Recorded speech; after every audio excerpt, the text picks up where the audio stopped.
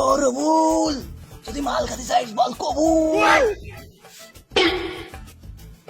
একে বুট তুই প্যাক। ওরে বল তুই খাবি নাকি তুই ভেবে দেখ। 2 টাকা ভাগে দিচ্ছে। ওই চেষ্টা করলি হয়, দেখি আব্বার কাছে শুনে দেখি কি দেখি কয়।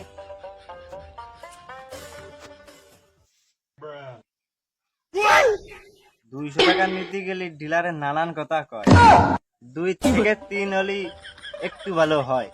ওরে বল তুই বিশ্বাস কর, 3 সে চাইল বেচে 100 টাকায় হয়। তুই যদি 5 মিনিট আগেও করতি তাহলে আর এক কেজি চাইল বেচতি। আরে তুই দিন আসলি কে বলে 1 মিনিট হলো। ও রবুল, কার সাথে কথা করছিস?